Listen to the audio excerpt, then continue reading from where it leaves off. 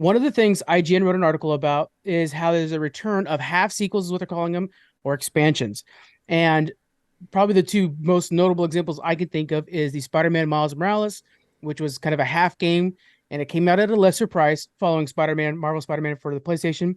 And then we also just had Phantom Liberty, which is this big DLC expansion for Cyberpunk. This is an old way of making money, but it's kind of coming back.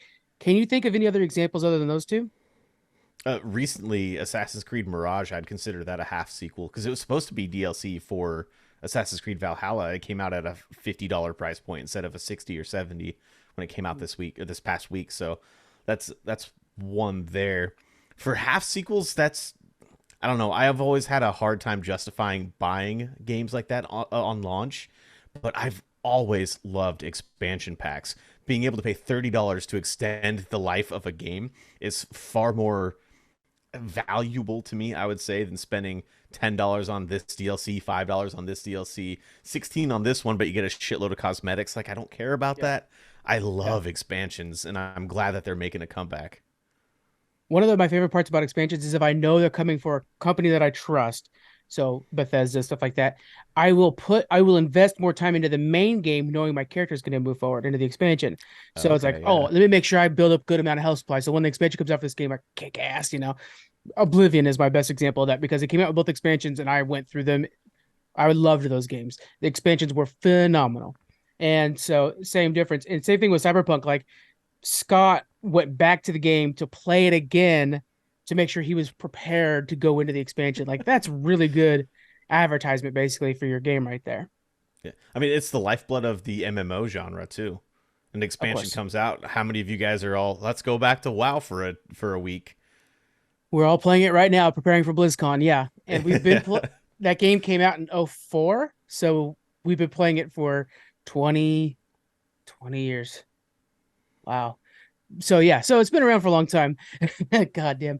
And it has 11 expansions or whatever. And yeah, so that keeps that game alive. And we're really excited to see what gets announced next. We're hoping it's a pirate expansion. But yeah, it's a really good way for MMOs. But to see it in single player games, I think is pretty interesting.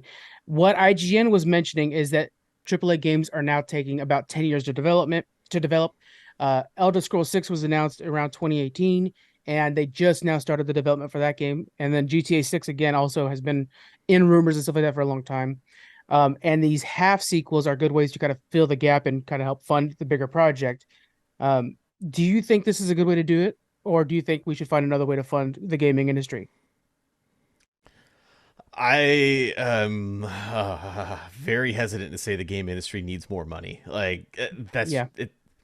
It seems like every bit of news that has come out about gaming in the last 15 years has been how can AAA publishers make more money, and it's Hmm. usually however the hell they want, and they'll try to Yeah. patent a way to scheme their way into making more money. I don't know. I'm not a big proponent of that. I do love expansions. If you're adding value to a game, I will buy, especially if it's from like you said, from a developer publisher that I trust, and it's for a Hmm. game that I already play. Why not buy the expansion for it? Like honestly, when I first read the word expansion in the notes today, the recording notes, I Hmm. immediately went to Diablo 2, and just the way that in Diablo 2 and Diablo 3, the expansion pack that came out probably within a year or so of the game coming out completely changed the game because it adds to the end of the game, so you're getting more story, but it changes Hmm. the entire meta of the online play as well. So it's both that single player and that multiplayer expansion sort of thing that I really Yeah. dig about it. Another great example is that is in Assassin's Creed Valhalla. The expansion for that game, one of two expansions, if I remember correctly, makes it to where you're a demigod or whatever. So you actually become closer to Shadow of Mordor or God of War character instead of just an Assassin's Creed character, which is like, man, that's such a different departure for the game, and that feels very different. It's almost like a dream state for your character in a way that it doesn't feel like it's actually part of your normal character. But I do like that it feels like a new game, but also I'm familiar with this world, and that's Yeah. really good. Can you think of any games that have been dormant for a long time that deserved those half expansions? I think Outer Worlds is probably one of my bigger ones. I know that they've come out with some stuff, but nothing major. And I think that it really could have benefited from a couple expansions that threw in a couple extra planets and some quick storylines. I would have bought in. Yeah, Hitman has been doing. I've been recently playing Hitman, the World of Assassination trilogy, and Yeah. fucking great. Oh my god, it's so good. They come out with new DLC every now and then. If they did like it's hard to call each game its own individual game. It's all basically episodic DLC for one big game. But I want them to make the next big game the size of the World of Assassination. But if they did that, I would want a game in between those.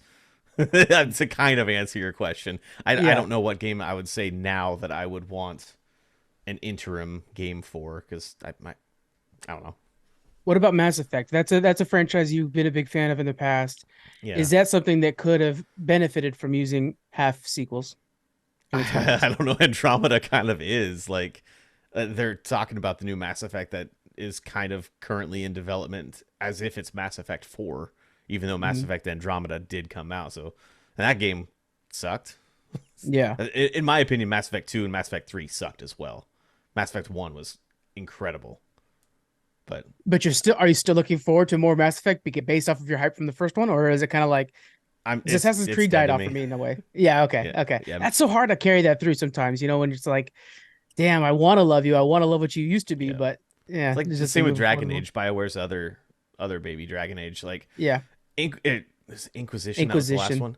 Yeah, that was good. That was a I good loved it. Yeah, departure from what Dragon Age 2 did. Dragon Age 2 felt like it was an interim sequel, like a half sequel.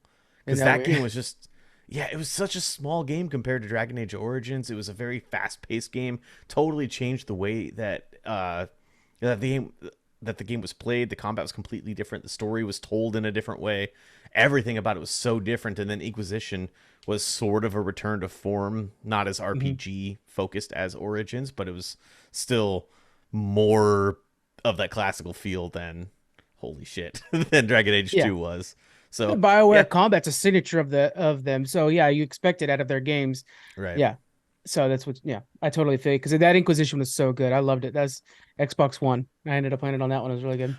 I would play a a Fallen Order Jedi Survivor interim sequel before the next one, for Oh sure. And hell those two yeah. were full. Jedi Survivor, I would not call that a half sequel. That was a full blown sequel. That was an outstanding standalone game.